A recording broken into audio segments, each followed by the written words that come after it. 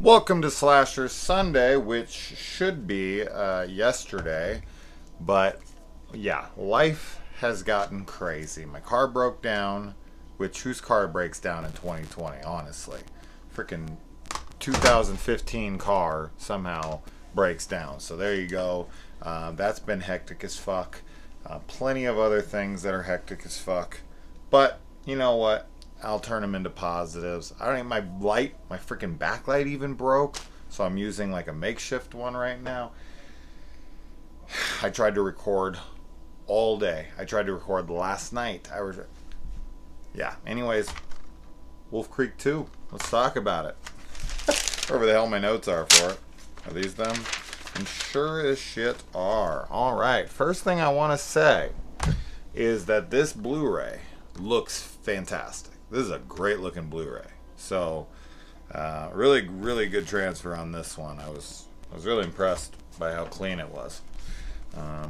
So, now Wolf Creek 2 is definitely kind of a tonal shift in the franchise where it just becomes more of a gore fest, and you know, our main antagonist here becomes a little more comedic, a little bit more Freddy-ized. I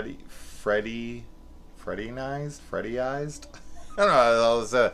They make him a little bit more like, you know, Freddy Krueger in the sense that he's kind of spouting off one-liners and such. You know, like the kangaroo scene or something, like "Welcome to Australia, cocksucker," like stuff like that. Which I'm fine with. Because this franchise is clearly seeing what people are going to be coming for. You know, what did they love about the first one? What's bringing them back for the second one? And it's Mick Taylor. Played wonderfully yet again by John Jarrett here. His performance in this is what carries this film and what is going to carry the franchise, whether it's the TV series or the future installment of the third one, which I was informed somebody said they don't think that's actually filming, so who knows when that's coming, if that's coming. That's kind of a bummer if it isn't actually filming, but I do hope that we get Wolf Creek 3 soon enough. But we get this opening that just kind of tonally sets itself apart from the first film. The first film, it can be a little bit more atmospheric, slower paced, a little more character development in the opening scenes. This one, we kind of already know who our killer is. We kind of already know what to expect.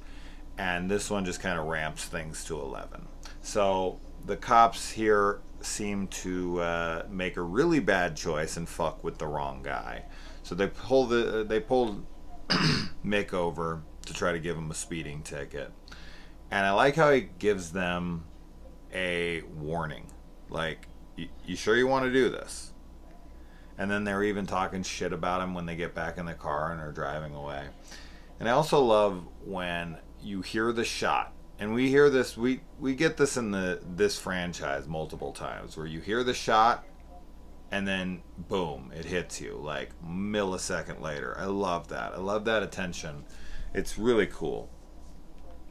But this guy's head, boom, blows off from like right here up, and it's fucking brutal, man. The gore in this movie is phenomenal, just phenomenal. But yeah, just his head, just right at like the bottom jaw, just rips right off of his whole face, and the other cop is thrown into a ravine. Mick comes on over and teaches this guy a lesson, although this isn't really a lesson he's going to learn anything from, since he's obviously going to be burned alive soon. The guy begs to see his family, doesn't. Mick is definitely extremely mean-spirited villain. There's nothing like, while he's likable in a villainous sense, like, I love the performance. I find it to all be, what would be the right word here? Entertaining. But he's a horrible human being. If a Mick Taylor existed in real life, I would want him brutally murdered. Like, as much as I love his performance, as much as it's hard to say I love his character. I do, though. It's a weird thing where it's like, I love his character. I mean, I have Michael Myers, Freddy, Jason, all these guys tattooed on my arms because I love their franchises and the characters that they are, right? But I don't like them. Like, if Michael Myers actually existed, I would want him fucking murdered. I would want his head cut off. You know, I wouldn't want these guys to actually exist in reality. So you've got to disconnect yourself from that. And I think I was mentioning in the first one, no, I know I was mentioning in the first one, because these say they're inspired by true events, it makes it a little harder to disconnect. But with this one, looking into some of the like truer events, this guy is the guy that is at the end of this movie is the only guy that was supposed to have survived the Ivan or whatever the hell the guy's real name was, the killer. But the story was nothing like this. I mean, we're talking basically nothing in this is true. So the whole inspired by true events. Inspired, there you go. Inspired by true events. I think that's a better way to say it, which is exactly what it says right here. Inspired by true events. So they took true events as their inspiration, and then they wrote it. So I like that much, much more than based on a true story. I know that you could take both of those and come up with that same meaning if you wanted to, but based on a true story to me paints just a different picture. It means like we've based the whole thing on a true story, as to where inspired by is like, oh, you know, I walked past this person and they inspired me to do this. You know what I mean? And it wouldn't have to have anything to do with anything. So I think that works way better. So it's a little wording. Maybe it doesn't matter to anybody, but I like this wording better. Then after he's murdered the cops, we meet our couple here, who you would think, because of the first film, and this is the swerve of the movie, which I think is great. So you've got kind of a psycho-esque thing going on in here. You get this foreign couple, and you're thinking, oh, this is going to be the main protagonists of the film, and they kind of paint them in this light, and we follow these characters around for, I don't know, 15, 20 minutes. They mostly aren't speaking in English, they're speaking in German. And that part of the film, I feel like the only reason it's there is to throw this swerve at us that we're going to have these characters just die pretty quickly, thinking they're going to be main characters. So that's good, but it also establishes kind of a later reference to what Mick says about you learn like the valuable lesson in Australia. You don't stop for anybody. But yeah, they are out there, they're hitchhiking, and you see like no one will stop for these guys. Everyone's like, oh hell no, not around here, man. Not with this killer on the loose. I ain't stopping for nobody. But then we get them, and we, as I said, this is the only part of the movie, because nothing really comes of them. There isn't a great Marion Crane talking to, Norman Bates about his mother or any of that kind of stuff. Like, we don't have a great character moment with these guys. I do feel for them because they feel like a genuine couple. They're human beings. They seem like they're, sweet people. Like, I don't see any reason to dislike them. I don't have a huge reason to love them, but I sure as hell don't have a reason to hate them either. So to watch what Mick does to them is unsettling, no doubt about it, but I'm not attached enough to be like emotionally wrecked or anything. But it does create a good swerve. So you've got this couple, Mick comes in, grabs the guy, stabs him in the back, and then he tries to rape the girl. You know, I know that the rape thing is supposed to make Mick more despicable, but that is exactly what it does, but not in the greatest of ways. I don't like that Mick's a rapist. I know that seems weird. Like, I'm okay with him murdering people and this and that, but rape's too far. It makes it just a little bit harder for me to like his character. I know I wouldn't really like him in real life, obviously, but it's like the one thing that he does that I'm like, oh, Mick, don't do that. Just don't do that. Just kill these people, torture him, kill him. Just don't rape him. Because then he's just, I don't know. Those are those villains you want to see die. Those are the villains that you're just like, we got to kill this fucking guy. He's a rapist. I can't handle it. If Michael Myers was out raping chicks, it would be a much different franchise, right? Like if we just had Michael just jump on top of one of the characters and just start fucking her. Would we like Michael Myers as much? It'd be a very interesting sequence. I mean, shit, even in Rob Zombie's version, he stops a rape from happening. So he kind of becomes the anti-hero in that moment, because I think rape is something almost all of us can kind of collectively agree on as despicable. So it's, yeah, I mean, it's a good thing they've never shown him actually raping somebody, but he clearly rapes these women. He keeps them around to rape them. But anyway, I don't know. Those are my thoughts on the rape thing within his character. So what do you guys think?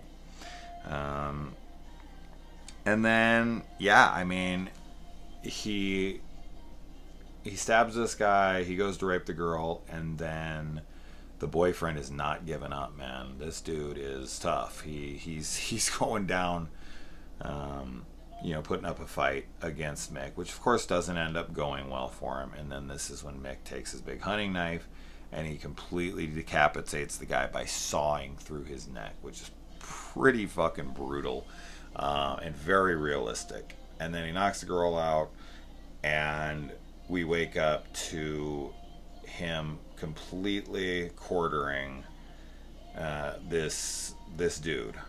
I mean, he has him sliced up like a fucking deli meat market, man. It is very graphic. He's cutting the guy's dick off and looking at it. He makes comments about how lucky the girl is and that the guy's hung like a donkey. And then he's like cutting the arms, the head. He takes all the innards. He's throwing some parts of him into a cooler. What he's doing with these specific parts, eating them. He's a cannibal. I don't know what's going on with that stuff, but he has specific goodies he's keeping his hands on. And then other pieces he's just kind of discarding, but not fully discarding. He's keeping them too. So what the cooler issue or whatever the hell, whatever he's throwing it in, I don't know. But yeah, he's maybe cannibalistic. I don't know. And I'll tell you this. We don't get to know these characters a whole bunch, but I thought the performance from the female in this was great. I think her genuine face of shock and horror when her boyfriend's head is getting cut off, when she wakes up to seeing her boyfriend or husband, I think it's just her boyfriend, but whatever, fiance, whatever it is, to waking up to him being butchered like that, cut up. I think the look on her face of genuine shock is very real. Very, very real. I mean, it's a very realistic performance, and I was looking at it with, pure sympathy for this girl's moment. Just like, I felt that. I felt it when it was on. Like, this girl's watching someone she loves be brutally murdered in front of her. And it added to the moment, for sure. It very much did. So then, another moment, I think I have this on my notes here. I forgot to mention it. When the cops pull him over, They tell him his truck looks like a piece of shit. It's so beat up that it looks like someone drove it off a cliff. Nod to the first movie. That was cute. I liked that. How he got that truck back and working after she drove it off a cliff in the first movie, I don't know. Maybe it's a different truck. Maybe he fixed it up. I don't know. And so yeah, I mean, then we meet our main protagonist of the movie, like half an hour or so into the film. We have this girl gets in his car. He tries to help her out. He ducks Mick's shot, shoots her in the face, and she dies instantly. And then the guy runs from Mick, and he goes and he, gets rid of the girl. And he's like apologizing to her, and I felt that moment so hard. Like, he really tried to help this girl, and he ducked the shot, and she took the bullet. Like, he genuinely felt bad. Like, I really tried to help you. I really wanted to help you, and he just couldn't. And it's sad, man. But like, that's what these movies are. That's what these movies always are. You're on the run, and you get people killed, and yourself sometimes. So he runs away and has enough moment to feel bad for it. But then Mick comes at him with a big rig, and then we get the big rig chase, and this is where the kangaroo song. All right, fucking douchebag kangaroo. What movie? Anyways, but yeah, this scene's fucking ridiculous. This scene is awesome. I love it. Although if you're an animal lover, I'm sure you're not gonna find. I'm an animal lover, and but I find this scene to be fucking funny when they're just hitting kangaroos. They're running across the road. That's pretty funny. Like, especially like one gets up off, because Mick does have some really funny one-liners. Like, one of the kangaroos kind of gets launched into the air, and he's like, "Fucking flying kangaroo." That stuff's funny, man. Great stuff. And then, I mean, he knocks the guy off a cliff. He thinks it's all right, and then Mick freaking takes the big rig and just like launches it down the cliff at him. Which, this is a pretty big action sequence for a movie that I would consider to be lower budget. I don't know what the budget on this movie was, but to take a car and throw it down a freaking cliff, and then to take a big rig truck and throw that truck at that car at the bottom, and it has to like drive off a cliff and hit it on the way down. That's a pretty big stunt. I mean, that's pretty expensive and pretty elaborate. So really interesting. Very extravagant, but yeah. Then he wakes up and he has been rescued by an old couple, which of course Mick comes in and kills. We see these deaths aren't on screen, but we know they have died. And then our main guy here runs off, and Mick pursues him on horseback. I like how he looks over at the horse. He's just, as I said, he's become kind of Freddy in this a little bit. There's just moments where it's all about the villain in this one. It's all about the humor of the character. It's all about whatever. So I very much feel like that's kind of what they're going for, but the movie is not funny. It's not comedic. It's not Jason Lives. It's not Freddy's Dead. It's nothing like that. It's very dark, but John Jarratt adds some dark humor into it, some very dark humor into it. I mean, speaking of that, he also, because this is in Australia, it's kind of ironic, but the look of his hair and his sideburns are very Wolverine. Hugh Jackman being Australian, I thought that was pretty funny how his hair looks like Wolverine in the first X-Men movie, and his chops are, pretty close as well. So he's kind of got a Wolverine thing going on in this. And then our main character here, he gets imprisoned, and he tries to, bond, connect, anything he can to live. So he's a really smart, educated guy, and he knows a lot about Australia. And it's very much apparent in this that Mick doesn't like outsiders. He's very against people, A, who fuck with him, but B, and more importantly, tourists. He doesn't like tourists. He doesn't like people who don't know about Australia. Australia is his homeland, and he's there to protect it from foreign invaders, I guess, is the way he sees it. So he kind of quizzes this guy almost as if he's trying to apply for citizenship in the United States. Like, I had a friend who was applying for citizenship, and the shit she had to learn, I would look through. I'd be like, I don't know any of these answers, and not a single American I know would know these answers. And we just so happened to get by because we were born here. But it's, when you're looking at it, it's like name all the positions and everything of U.S. Congress and all. Like, it was an insane and I only saw like this teeny bitty bit of it. I didn't see anything else of what she had to be studying. But when I looked at it, I was like, this shit does not make you American. I don't know what the fuck this test is, but it is way out there.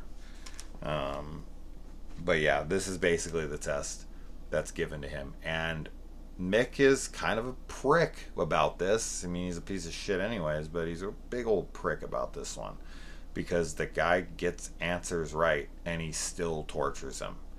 And then Mick kind of lets him in on it, like, nah, yeah, I wasn't ever going to let you go. Which I think is kind of fucked up. He says he's going to let him go. He should have fucking let him go. So, that is what it is. But, yeah, he's a piece of shit. And then he doesn't even cut his fingers off. He grinds them off, which is so much more evil. It's so fucked up.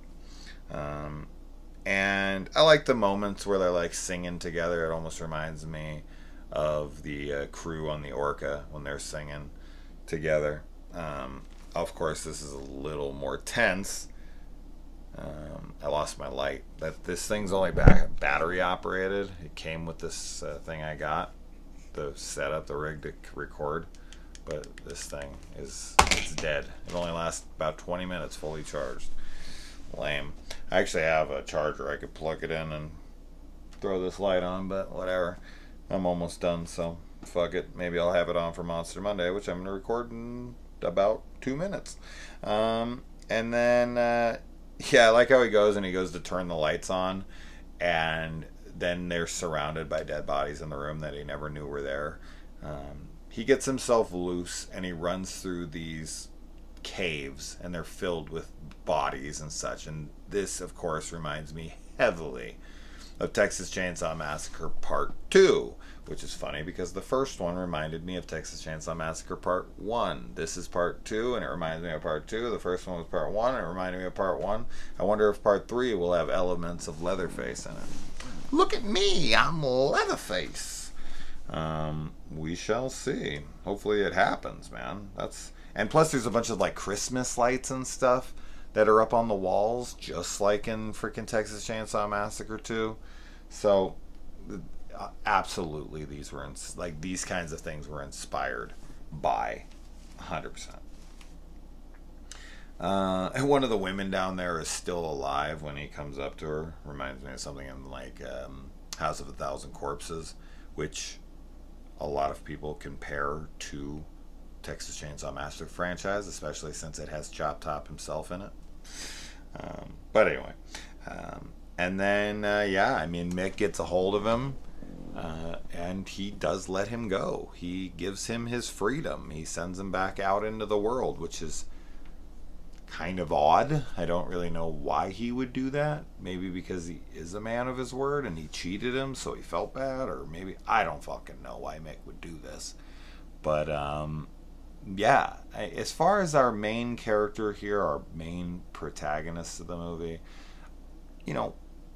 we don't get to know him very well, but the way that he plays off of Mick down in the holding cell, if you will, I think this is really smart, and I think he plays him as well as he could have played him. So in that moment, I get much more of a connection to that character than previously in the film.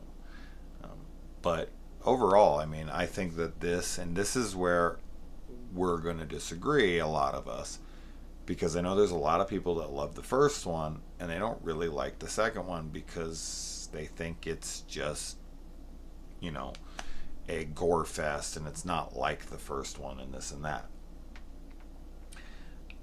I can see that kind of, but I feel like this is just centrifugally focusing on our antagonist here. Like, I think that this is just taking a different approach. I do get that it feels different. I do know, I can feel that it's not relying as much on atmosphere as it is nastiness and gore. But it does fit Mick's character. Mick doesn't feel any different. It's not like they made a movie with him in it and they changed him dramatically where it's like, I don't even recognize this character anymore. So I think that this has a different tone, sort of, but I think it fits our characters, so I'm forgiving of it being that way. And plus, I don't want the same movie again. And me personally, I think this is a better movie than the first one in pretty much every way. I mean, in pretty much every way. Maybe there's a couple things I could say, well, I kind of liked this a little bit better, whatever, but very little, if I could. So which one of these do you prefer? Shout out to Daniel White, a buddy of mine, if he ever watches these. I never know if he watches my videos. I'm sure he kind of hand selects the ones he wants to watch, which just makes perfect sense. But he's an enormous lover of this movie, and we've had a little bonding over this movie because we do both love it a whole ton. But yeah, this one to me is far, I shouldn't say far superior, but just superior in every way that I can think of. So which one do you prefer, Wolf Creek or Wolf Creek 2? I heard that the television series, which I'll be reviewing next, has some kind of supernatural elements, that it could be perceived that way or something. I'm really looking forward to seeing what the fuck people are talking about with that one. So we shall see, but until then, I'm off to Monster Monday.